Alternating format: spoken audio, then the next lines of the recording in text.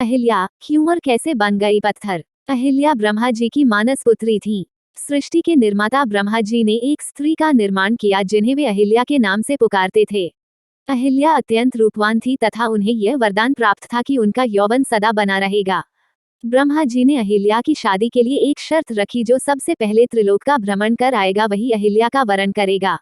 इंद्र अपनी सभी चमत्कारी शक्ति द्वारा सबसे पहले त्रिलोक का भ्रमण कराए। लेकिन तभी नारद ने ब्रह्मा जी को बताया कि ऋषि गौतम ने इंद्र से पहले किया है। अपने दैनिक पूजा क्रम में ऋषि गौतम ने गाय माता की परिक्रमा करते समय बछड़े को जन्म दिया।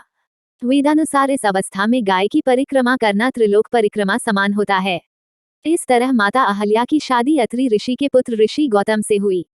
इंद्रदेव अहिल्या की सुंदरता पर अत्यधिक मोहित हुए। इंद्रदेव ने अहिल्या से मिलने के लिए एक योजना बनाई तथा चंद्रमा को उस योजना में शामिल किया कि जब महर्षि गौतम प्रातःकाल गंगा स्नान के लिए जाएंगे तो उस समय का लाभ उठाकर वह अहिल्या को प्राप्त कर लेंगे।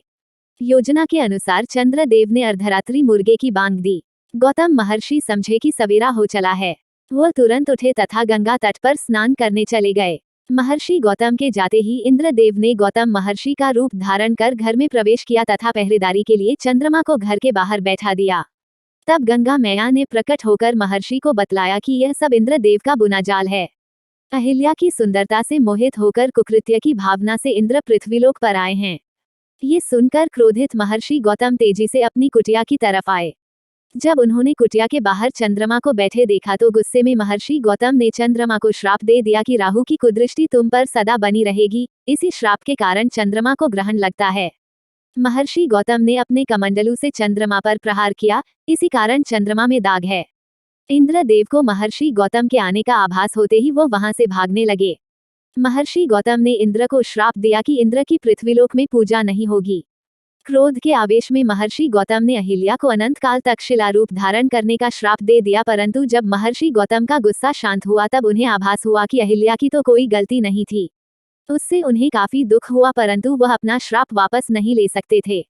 तब उन्होंने अहिल्या की शिला से कहा, जब तुम्हारी शिला पर किसी दिव्य आत्मा के चरणों की धूल स्पर्श करेगी तब तुम अपने असली रूप में आ जाओगी।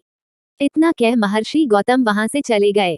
ताड़का वध के बाद भगवान श्री राम की नजर वन में वीरान पड़ी कुटिया पर पड़ी तो वो वहां गए तथा अपने गुरु महर्षि विश्वामित्र से पूछा, गुरुवर यह अत्यंत सुंदर कुटिया किसकी है, जहां इतनी वीरानी है।